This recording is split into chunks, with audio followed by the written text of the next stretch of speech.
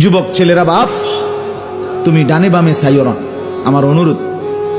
আমি প্রতিদিন বলি, সমবয়সী তোমার সামান্য বন্ধুর খপ্পরে থাইকা তুই ভালো হইতে পারতাম। মনে রাখো, হয় তোমারে ওই জানোয়ার ভালো হইতে দিবে না, হয় তোমারে তোমার মোবাইলে এমবি নাই, তার মোবাইল দিয়ে তোমারে উলঙ্গ ছবি দেখাও, তারপরও তোমারে নষ্ট করে দিবে। তুমি মদের আড্ডা চেনো না, সে চিনাই দিবে। তুমি জুয়ার আড্ডা চেনো না, সে চিনাই দিবে। তুমি নারীর আড্ডা চেনো না, তোমারে সে চিনাই দিবে। অসৎ নারী কোথায়, সে বের করে দিবে। এজন্য জীবনের সবচেয়ে বড় দুর্ভাগ্য, মন্দ কপাল যার বন্ধু অসৎ, যার সঙ্গী অসৎ। এটা জীবনের সবচেয়ে বড় দুর্ভাগ্য, মনে রাখ। এই জন্য আমি অনুরোধ করছি, ছেলেরা, যার কলিজা আছে সে শুনলো, যে শুনলো না তো শুনলো না, অসুবিধা কি? আমাদের ওই যে আমি বলছি না, আমাদের জিম্মাদারি বলে যাও, বলতেই আছি আমি বলতে। নবীজিকে আল্লাহ বলছে, বন্ধু আমনে কইতে থাকেন। মজার একটা কথা নবীকে আল্লাহ বলছে, কোন লোক ইমান আনুক বা না আনুক সেটা আমার বিষয়, কিন্তু আমনে যে বলতেছেন, আমনের নেকি, মর্যাদা, ইজ্জত, সম্মান আমি দিতেই থাকবো, আমার লাভ হইতেই থাকবে। আমি বলছি, আমি দরদ নিয়ে বলছি।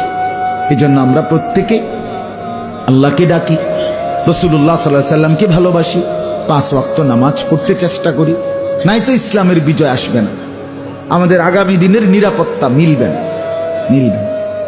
ফিলিস্তিনের মুসলমান ইসরায়েলের ইহুদিদের দ্বারা নির্যাতিত, কাশ্মীরের মুসলমান ইন্ডিয়ার দ্বারা নির্যাতিত, রোহিঙ্গা মুসলমান বার্মা মিয়ানমারের বৌদ্ধদের দ্বারা নির্যাতিত।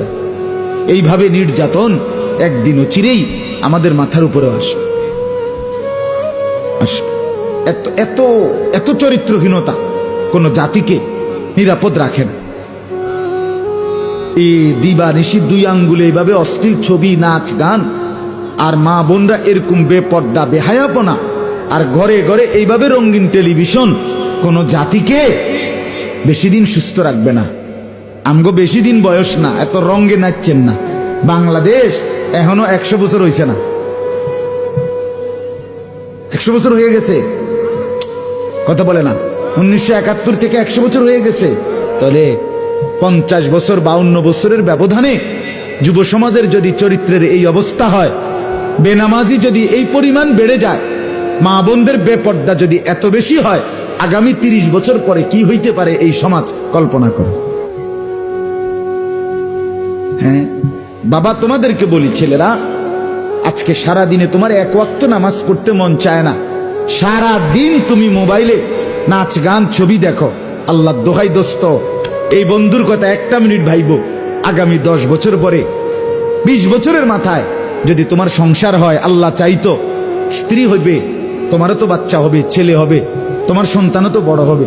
কল্পনা করো তো, তুমি কোনোদিন যৌবন কালটা 1টা ওয়াক্ত নামাজও পড়লা না, সারা দিন মোবাইলে নারীর ছবি দেখলা, তোমার পরবর্তী জেনারেশন কি করবে?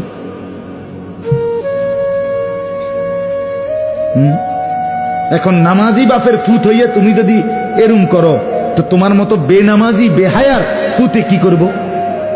কথা বোঝেন নাই? এখনকার বাপ তো নামাজি, এখনকার দাদা তো কি, তো নামাজি বাপের ফুতের যদি এই অবস্থা হয়, তো এই অসভ্য বাপের ফুত কি হবে? সরাসরি বাপের সামনে, মায়ের সামনে খোলাখুলি জিনাবে বিচার করুন।